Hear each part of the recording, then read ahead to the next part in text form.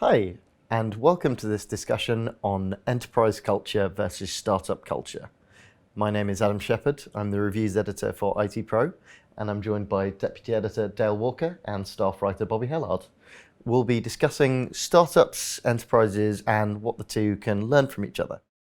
So another crucial difference that we find between startups and enterprises is their attitude to risk. Bobby, what are the main differences in attitude when it comes to risk between startups and enterprises? Well, financially, the bigger company will have tighter controls on their budget, even though they've got a bigger budget. Whereas the startup is it's not necessarily their money; it's investment, and you can just blow through that really quickly, and that will just stop you right there. Whereas the bigger companies will have everything will be analysed, every bit of hour spent, money spent will be taken into account, and they'll reduce risk that way. Whereas the startups, they've got to be more assertive with their budgets. Do you think startups are also less inclined to be conservative when it comes to taking on new projects or getting into new areas than established companies? So I think that's one area where startups excel. Really, is that they are able to go after a corner of a market, and they do so very aggressively, and that's usually the MO of a startup.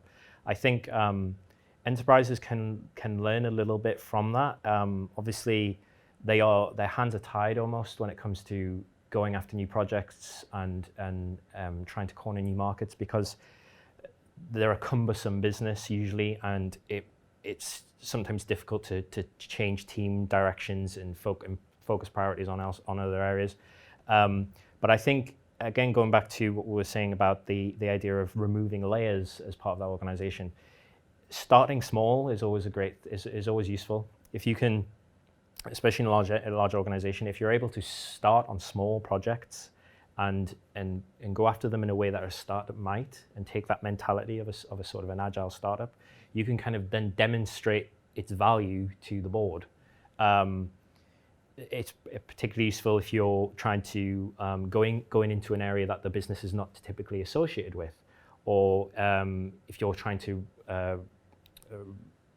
re-establish your brand, almost your brand identity, if you're trying to change what your company image is like.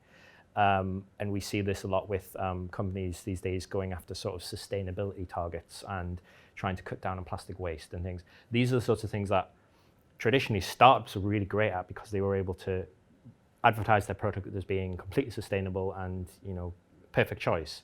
And we're seeing large organizations trying to kind of play catch up in that regard. Mm.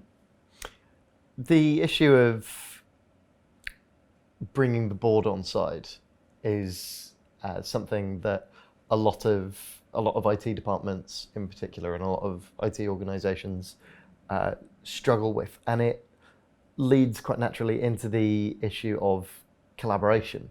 So large enterprises historically haven't been as good at collaboration within the company as startups have.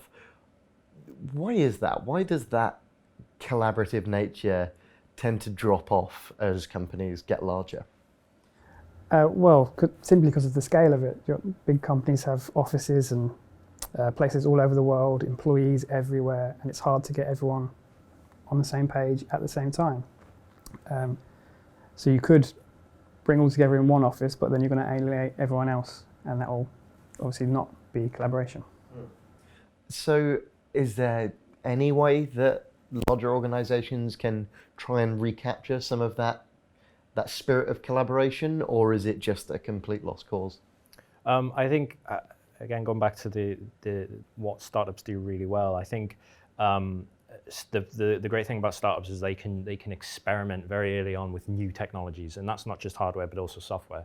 And I think the changing software in an organization is usually a lot slower.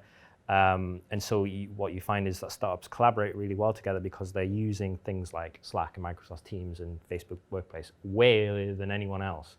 I think what organizations can do is take a little bit of that and say, well, okay, we need to really look at the way we're communicating as an entire organization internally.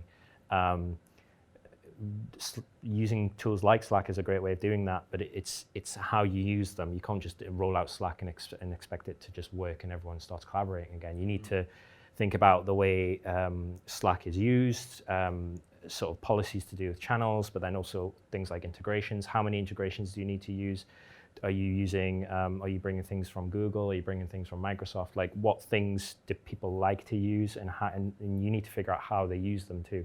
And once you're able to do that, I think it's a great way of just starting that collaborative process throughout the organization. And to some extent, it can be just as good as a startup. Thank you very much for joining us for this discussion on startup versus enterprise culture.